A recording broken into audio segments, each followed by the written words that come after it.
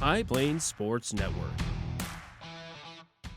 What's up, everybody? Welcome to the High Plains Huddle. I'm Chris Welch. And I'm Julian Reese. You're watching episode 13 of HPSN, where moments become memories. Big thanks to our sponsors, Plains Dairy and L4 Media. Also, this is produced by Warrior Garden Studio. These guys do great work here, so we're very thankful to them. The air round of the Texas High School football playoffs just wrapped up, and what a weekend it was. Man, it was incredible action across the Panhandle and South Plains. Teams punching tickets to Thanksgiving weekend, which they all want to do. But there were some heartbreak endings as well that we'll talk about. And we're one of them. But before we talk about football, we've got to talk about Bushland Volleyball.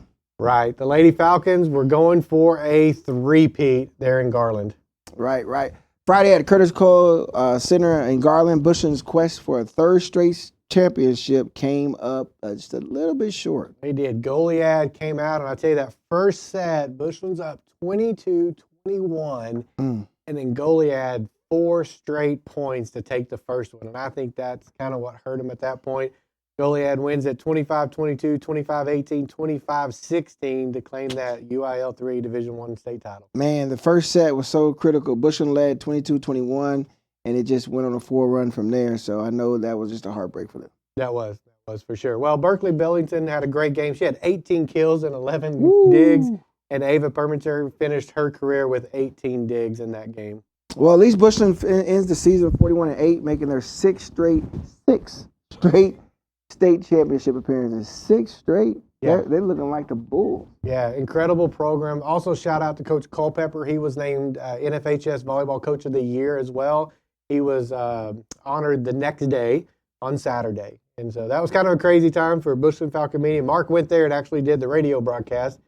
That game was at 11. As soon as it was over, then him and the superintendent and his daughter hightailed it all the way to Lubbock.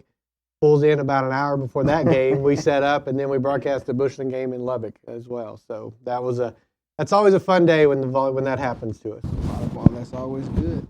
So Class 1 Division II gave us some game of the year. We had Miami 58 and Sands 57. Okay, so if you know anything about six-man, for a game to be that close, 58-57 is pretty crazy. Miami escaped with that win over Sands in Happy's where they played after the Mustangs missed a 2-point conversion with 9 seconds left. But Miami led 58-51 with that, and then Sands scored with that 9 seconds remaining. So the kick went just a little bit wide right, and that's what you hate when that happens. So just the fact that they went playing arena football outside is what I call it when I look at 6 man. Yeah, 58-51 with 25 seconds left, and Sands went and scored. So, but you always know it's just like arena because it could be, long as there's time on the clock, you have time when it comes to arena football, when it comes to 6 man, because it's so quick and so back and forth. So that was pretty cool. Jack Couture and Noah Homefeld led the Warriors. Chance White had key runs late. Miami is 12-0 and faces second-ranked Klondike. Friday at 6:30, Klondike beating Motley. Oh, wow. What about White Faces? They beat Booker 98. This is not basketball. This is football. They beat them 98-48. Redden Rosales had 11 catches for 158 yards and 4 touchdowns in his final game, and Booker finishes 9-3. They won 98 to 48.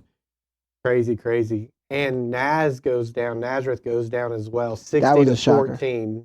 And then Valley also lost to Robert Lee 63-6. So they got 45.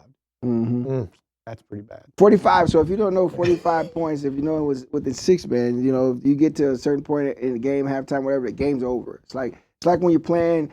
The kids call it when you're playing on the sticks and you get 21. You get your 4 downs, but in this case, you don't get 4 downs. Once you hit that 45 mark, game is over, shake hands, and go home. Yeah, but anytime starting at halftime and anytime thereafter, once you hit that 45-point margin, game over. Yep, bells and whistles are going off. Well, let's talk about Class 2A Division I area round. Starting with the Class 2A Division I, who we got first? New Home? New Home and Stanford. I'll tell you what, this is a great game. This was a comeback game. New Home was down in this game. 1 on the foot. Yep, and New Home rallied from 20 down. They were down 20-0. Never give up. To stun Stanford 21-20 in Colorado City. That's right. Grayson Snell, he forced a fumble at the goal line late in the third, and Brayson Beck returned it for 45 yards, and then Lepers never looked back after that. So, yeah, Beck had 94 yards rushing and a touchdown. Ryder Starkley Starkey had added another 103 yards as well and the game-winning score. So Newhome is now 10-2. Yeah, we got West Texas High against Hawley, 26. It was 30-26. West Texas High escaped that 30-26 thriller over Hawley on Thursday night in Lubbock. West Texas High is just really a story right now that they just continue and to Hawley play. is there every year as well. So Cade Winters, he was spectacular. He had 157 yards rushing and 2 touchdowns, 53 yards passing, and another score. So defensively, he had 11 tackles and sealed the win with the 4th down sack. You're in these smaller schools. You're playing both ways. You're playing both ways no matter what, and you got to have the energy to do so. So the Comanches are 12-0 for the first time since 1989. So since I was 7 years old, they're first. Crazy. Another close one. Cisco and Panhandle. Heartbreaker for Panhandle here. Didn't see that coming. Didn't see that coming either. Panhandle season ended with that falling to Cisco 21-20. They were playing in post. And they rallied from that 21-7 down, but just mishandled the snap on this extra point late and then trailing by 1. Cisco got a stop and right at the goal line late, and it preserved their win. So that was hard to watch. Yeah, Braxton Robinson, who will be headed to West Point next year, he had 116 yards rushing and 112 yards passing in his final game. But Panhandle finishes 9-3. But boy, to your point, I didn't see that one. No. I think we've talked a little bit, probably off camera a little bit more, but we were a little bit worried about Panhandle's defense. We knew their offense could score, but they hadn't really been tested from a defensive perspective to see what they could do. So that probably hurt them a little bit. When you get to those games like that, it's just the small things matter. The fact that little mishandle with that snap, it hasn't happened. It freaks you out a little bit. Fumbles and all that. You got to really take care of the ball and be on your P's and Q's when it comes to doing all those things. So, and then we got Spearman 28, Anderson 27. Another close one. Real close. Spearman held off Anderson 28-27 in Abernathy after Anson's 2-point conversion attempt failed with just seconds left. Vasquez threw for 4 touchdown passes, 3 of those to Hudson Swan. Spearman improves to 8-4. What about the Class 2A Division II? So Stratford to Hoka 35-0. Stratford rolling again. Stratford's back at it, rolling again. Chase had threw those 4 touchdown passes, and 2 was to Romero, and 2 was to Mason Langford. The defense held Dakota only 129 yards, and he was 0 for 9 on 3rd downs. When you can't get those 3rd downs late in the season, that's what really hurt. It puts pressure on, so you don't get 2 of them. Then when you get to that 3rd one, coach's kind of brain starts to get a little fog, and then also quarterback starts to kind of panic and say, I got to make sure I get it, and things happen. But they went 0 for 9 on 3rd down, so you got to be able to win that 3rd down battle in order to get ahead of it.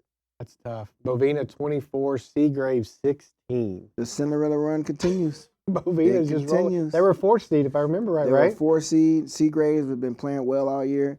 But Bovina said, "Hey, we're here to play. It's playoffs. It's another season. So you got a chance. If you get in, you have a chance." Yeah, they were tied 16-16 in the 4th. Bovina stuffed Seagraves 4 straight times inside the 2-yard line. You got to put the ball in the air.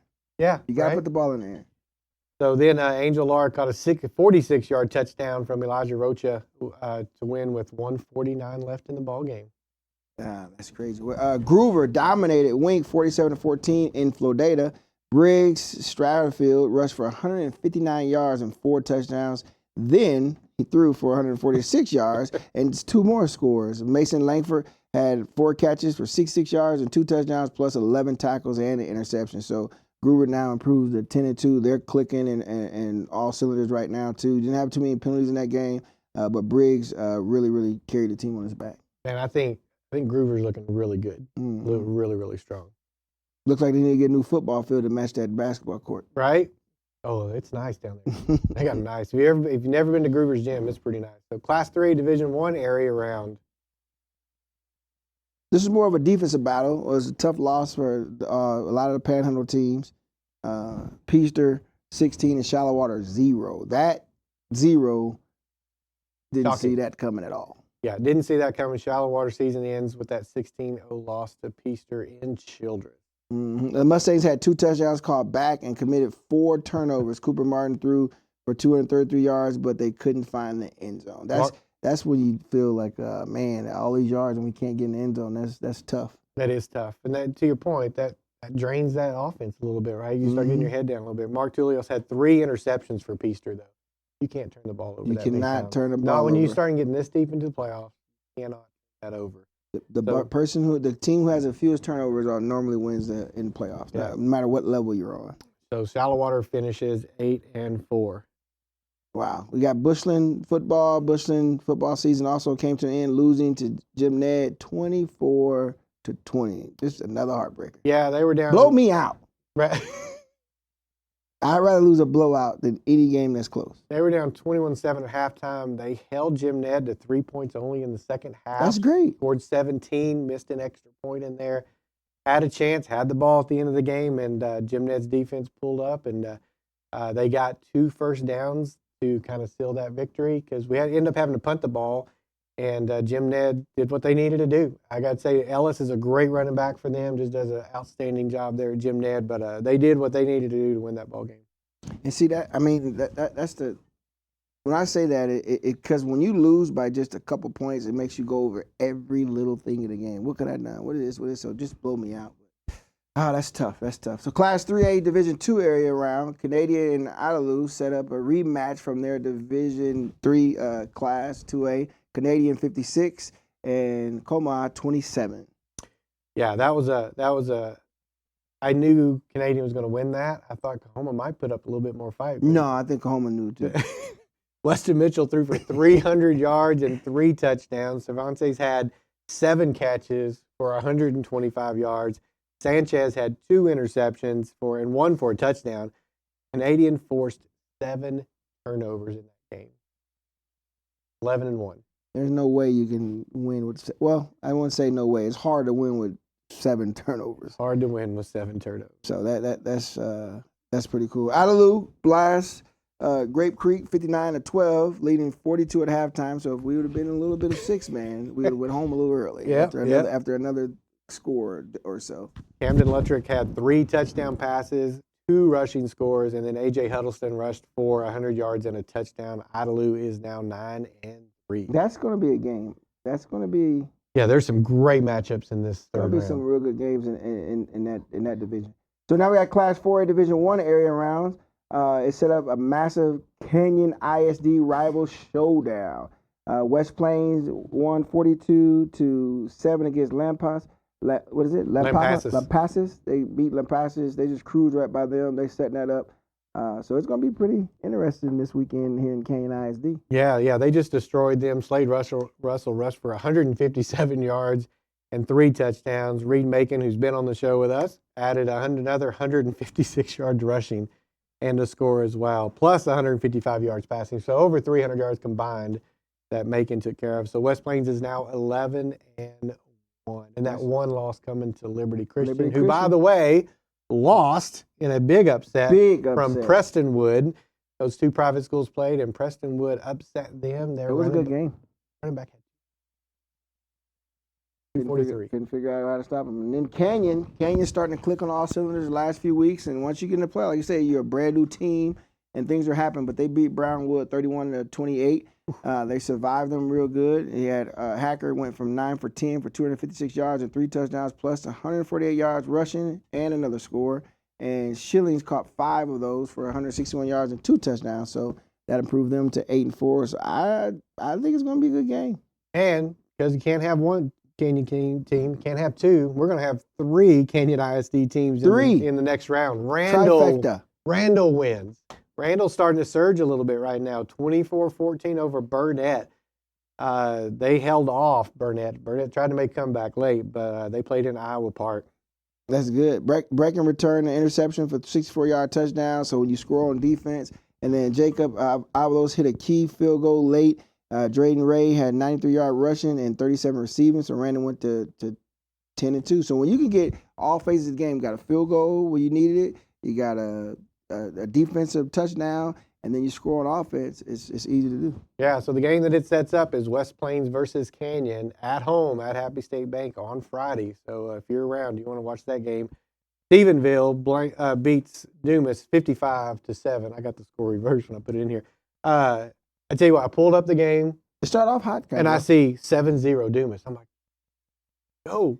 And then I look back and I go, oh, that's the only points they're going to score. The only points that they scored. They ran up into a big wall. Stephenville just went on a rally, and they just kept on going. Yeah. They couldn't be stopped. So Alito beats Tascosa 42-0. Didn't see too much about all those deals with that game. It just yeah, I didn't get any stats on that one or the one above. So. Yeah, we didn't get either one, but Alito came out dominant. Tascosa started off pretty cool, and then the game just went that way for after that. Yeah. Again, There wasn't a lot of second half points either, though. So that's a tough draw. You get Alito in the second round, like Dumas gets Stephenville in the second round. That's a tough draw. Those are two just really, really good powerhouses. Yep. All right. Well, the game you don't want to talk about. PD. PD goes in, loses a heartbreaker, 58-55. Has to make a little bit of a comeback. Has a chance to win it towards the end and just couldn't get it done. Yeah, I mean, you know, going into the game with PD, with football period, PD's going to play real well in the second half. They normally kick it up in the second half. That's their MO. The first quarter went the way we kind of didn't want. They tried to keep the ball out of Deuce's hand. In the offensive hand, they ran the ball. We really never gave up that many yards. I believe that running back, that's the first time he's had a game that way. Really? He plays corner and he plays running back. He had 130-something yards in the first half. So, wow. We get down to the goal line. Their big linebacker who's going to Arizona, he's running in, and then Vern Blair made an unbelievable play. He strip fumbles him on the goal line. We land on the ball. We get up, show the ball to the ref, and touchdown for Anna. So that turn, it took a turn right there. It's like, as a fan, as whatever, you're like, what kind of game this is going to be. We saw some stuff in between. You can say whatever you want. Did you have to handcuff Snipes to the? Oh, he was in the booth. Oh. If he was on the field, if he was on the field during that play, I think he probably would have got kicked out. But I mean, you look at a lot of different things in the game, and like I was telling my wife, it's still in the game. You can't leave it. Not just one play. You can't. It's not just one play, and you can't leave it. Like I say, you can't turn the ball over. We had a few turnovers. Deuce had 2 interceptions. You got to take care of the football within that game. So it was one of those games that night that just didn't fall. Our long ball couldn't get connected with receiver and quarterback, and we did an amazing job stopping them in the second half. They only scored 14. They went in 24-14, so we went up 10. They got a field goal late. I personally would have probably went for that touchdown. But Coach Seth, Coach Parr decided to go for just the 3. Now, Coach Parr used to coach here, right? Wasn't he at PD? He was at Caprock. He was at Caprock. Steve Parr was at PD. Came from Plainview, came here, his dad. But Seth was at Caprock. He was what helped turn that program around at Caprock, and then he went to Sherwood. So they'll play Melissa next round. Deuce had one of his biggest games stat-wise. He threw for 404 yards. That's one of his biggest games, and a lot of that was on the run. But he also rushed for 3 powerful touchdowns. And Darian, I believe, caught 149 yards, and Kyron stepped up big. Raymond stepped up big. And we had some defensive plays by DJ Lewis, got a big old interception that right after Deuce's interception, he slipped and got rid of that ball. We got an interception right back. So they didn't capitalize much on it. Yeah. It was just a matter of them, the clock, taking care of the ball and getting us in positions where we didn't want, getting Deuce real uncomfortable. There's a lot of ties to the Panhandle with the Pars, and then you got Toby Tucker is the superintendent. And Devon's is the assistant superintendent. Okay. Venom, he's the superintendent. There you go. So a lot of ties back with the Panhandle with Anna for sure. So if you don't know, Anna and Melissa are side-by-side cities. So this is a rivalry. They literally, you don't know when you leave Anna and go into Melissa when you're headed south. Yeah. And they're going to play at 3 o'clock in the afternoon on Saturday. Where are they going to play? Are they going to be at the Star? I don't know where they're going to play. Let me see if they have it on here. I know they're going to play at 3 Saturday. So we were hoping that was for us. Oh, they're going to play in McKinney Stadium. Isn't that Eagles? Aren't they the McKinney? Yeah. Yeah, they're going to play at McKinney. So I did a coin flip and said, hey, let's play. I'm surprised they didn't play the Star, though. They're in Frisco. Oh, you got to pay some money for that. No. You got to pay quite a bit of top dollar to play the Frisco. All right. Well, let's look at some games coming up. And I've probably got more we can look at. I put a few on here, but let's talk about the first big one. West Plains and Canyon, they're both at home. They're both at home. I wonder if they should play, instead of Happy State, they should have played at Dick Bivens. They should, yeah. That would have been, well, they don't have to pay for this one. I'm pretty sure they would have to pay Dick Bivens. Yeah. I had to make sure. I was like, hey, let's have a real because if you look at it, but I think their stadium is bigger. I think they hold more. So actually, I think they may Happy hold State more. Bank is the largest stadium in the state of Texas for high school football. Yeah, It holds 20,000, a little over and you're 20,000. gonna need it. And you're gonna, I think You're it'll be gonna need it packed. down Even when Bushland played there, it was homecoming. That entire home side was full. Yeah, without a doubt. I think you're definitely gonna need it. So that's. I'm tempted to go. I need to get a sideline pass. If we're not at UT, we're supposed to be at UT A&M game. So, we're supposed to be down there. Unfortunately, we were hoping that we weren't, but we may be taking that visit that they offered them. So UT offered or A&M offered? The visit, UT at they did. Orange down, baby. Sorry. That's gonna be a great ball game. That atmosphere is gonna be crazy. We'll talk about that in a minute. Stratford. Oh, so who you think takes this one? I ain't picking. I'm picking West Plains. They've already beat them once. I think it's gonna be tough, but I'll pick Kenyon. Okay. Just cause. Yes. Okay. Just cause. Just cause. It's gonna be a great. Just ball cause game. you gotta pick someone. I'm just excited that you got 3 local teams, 3 Canyon ISD teams in there. All 3 are still playing. Hey, that's pretty cool. Like I told you guys, anything in this area from Canyon to Bushland to River Road to Amarillo, I'm taking any team within that radius against anybody. It's like picking your cousin. I'm gonna pick my cousin over anybody. Family over everything. All right, next game, Stratford and versus Groom part of that family. Oh yeah, you better put Groom in there. You'll be in trouble. Yeah, I know. Seth will call you. Yeah. All right, Stratford versus Bovina. I think Bovina's Cinderella season runs out. No, I think they're. I'm gonna take Bovina. Right, it's here at Dick Bivens. I'm gonna take Bovina. At Dick Bivens. So if you want to watch that game, that's gonna be Friday at 6:00. So also at Dick Bivens, Canadian versus Idalou. That's gonna be Friday at 2. So first game will be Canadian and Idalou. Second game is gonna be Stratford and Bovina. So if you want to go watch a doubleheader, go watch that game. That's gonna be a great ball game as well. Who are you taking? Canadian. Spearman and Cisco. That's going to be at Lubbock Cooper Friday at 2. Taking Spearman. Cisco. Okay. Groover versus Ropes. That's in Canyon Friday at 2. So that'll be before the other game. I'm going with Groover. I'm going with Groover as well. We got West Texas and Newhome and Florida. Oh, I'm taking West. I'm taking West Texas. They're playing lights out right now. Yeah, I think that is a quarterback can't be stopped. Yep. Groover and Ropes. Oh, we already did that one. Miami and Klondike. They're playing in Lockley. Both undefeated teams. I'm going to go with, did you say Miami? Miami. I'm going to go with Miami. I'm taking Klondike because of that. He's not from here. But we claim you. You've been here long enough now. Years. You've been here long enough. So. I've been here 21 years now. All right, let's see all the other games. Let's look at some of these other games. I'm going to look at Melissa and Anna. I don't want either one of them. PD. I'm taking Anna. Let's see who else we got. Argyle. Well, I won't do that one. Here we go. I think they're going to roll. South Oak Cliff and Terrell.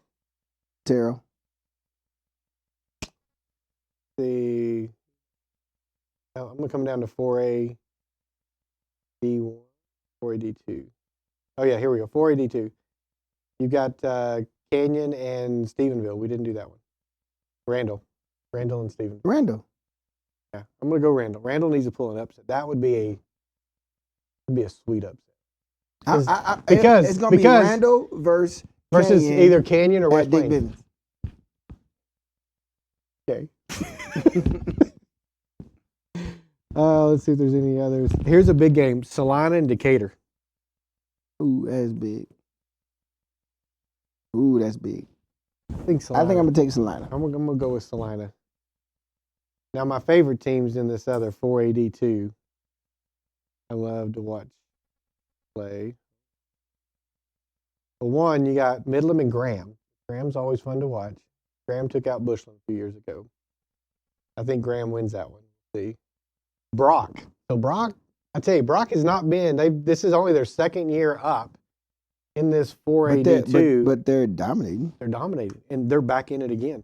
So, yeah, I'm not going against them. They're dominating right And Seminole, I thought, was kind of having a little bit of an off year, but they're back. They did in it. They did early. They did on. early, right? Early on, they did, and they snapped out of it. I think Brock takes that one. But on the other side of the bracket, here it is. Here's my favorite team, Carthage. Against Texarkana? They're playing Pleasant Grove. Texarkana, Pleasant Grove. Carthage is going to win this one. Carthage is going back to state.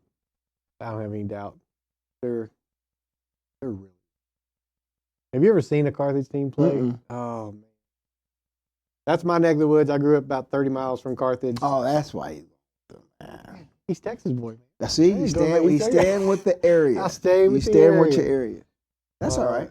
I mean, but the biggest thing with this football and the season that we're in now with the holiday season is High Plains Dairy Eggnog.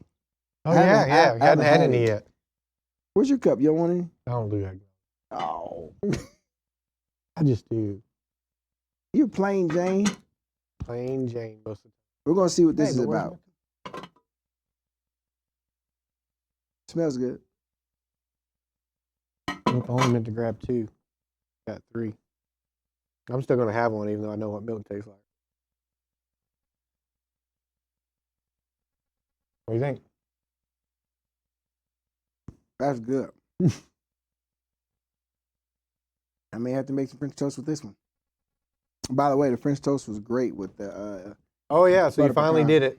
You've been I'm gonna have to make promising some your of this kids one. for like a month. Well, let's talk. And I only gave him one on the way out. That's all. I'm like, yeah, just go to practice. Let's talk a little college football. We got 2.5 minutes according to our timer. Lane Kiffin. That's all we got to talk about. That's what everybody Is he else is going? talking about. You going to LSU? It's big enough. I think he'll go. I think he'll go. He doesn't want to. I know he's like, he really wants to stay with his team. Let's talk the big game Thursday. A&M versus Texas. Friday? Thursday. Oh yeah, Friday. Friday? What you got? Who do I pick? No one. We're going to the game. So if we're there, we're going UT, baby. Jamal, UT. Oh, but you He's gave gonna see the Aggie sign. So thanks for that. Aggie signs thumbs up? Yeah, thanks. What? Is that serious? Is that a thing? Yeah, I had no clue. appreciate that. So you kind of So contradicted so yourself. that's all their thing is that's their sign. Hey, buddy. Better than this. Oh. I got UT. UT by 3. I got A&M by 14. 14? At UT? Yeah. Here's what I think is going to Wow. happen. I think it's going to be close. I think 14? that A&M. I think Klein's going to let Marcel go. If he'll let Marcel just do his thing, Reed will tear him apart. I think. We'll see. Well, I mean, you're starting to see him play more like himself. Exactly, which is why I'm saying you got to let him go. And I think that defense is going to shock him. I think they're going to be all over Arch. Is that the front for A&M? If you notice, they don't really blitz more than 4, but they're one of the tops in sacks in the country. Well, And that's just the front 4. If they get after Arch, I think it's going to be a problem. But here's the thing. This is what I tell coaches if they ever ask, and when they talk to me about quarterbacks. When it comes to the quarterback position, it's a unique position, and you can't box in a quarterback. You have to let them be them, and then let the offense go around what they can do. You can't say, this is what I do as an offensive coach, and I need you to do this. You have to truly gear your offense around the skill set of that quarterback. And if you watch the games, like when A&M struggles, it's because Pine tries to box Reed in and make him a pocket passer. Yeah. And don't let him run the field. When you let him go, like he came out against LSU, and you let just Marcel go, let Marcel play his game, I know you don't want to get him hurt, and I know that's why you want to send him back. But you can't play and you can't coach like that. If your quarterback's a runner, let him run. And Arch is not they don't let him Arch run either.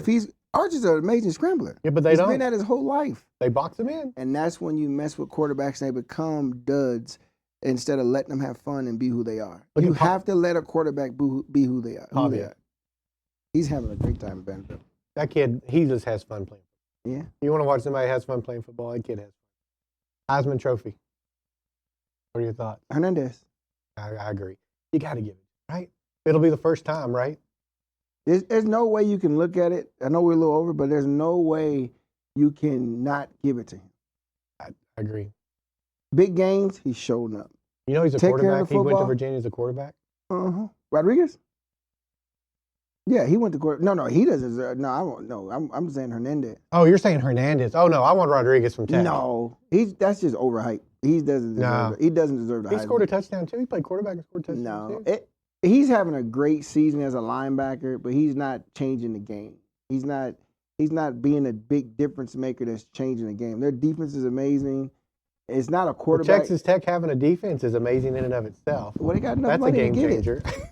But the season he's having, it deserves Dick Butkus awards and all that. But the season that Hernandez is having at IU deserves that Heisman, as well as what's been under the radar, and I don't know how, and they're the number one team, as well as what Julian's doing at Ohio State. Yeah, I think Hernandez gets it. I would love for Rodriguez to get it, just to kind of shake up the tree a little bit. But no, I think Hernandez.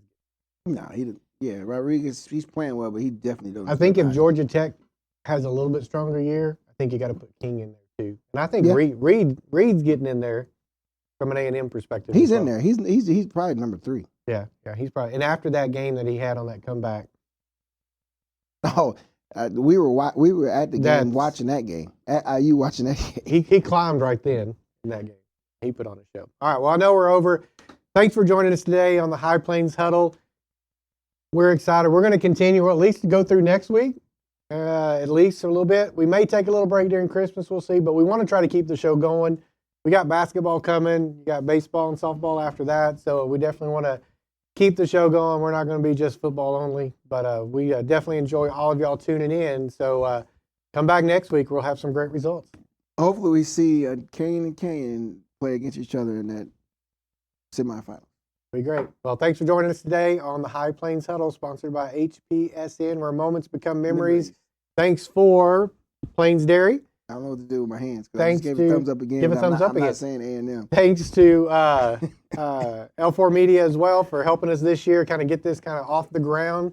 And as always, we thank our guys here at Warrior Garden Studio. Y'all have a good one.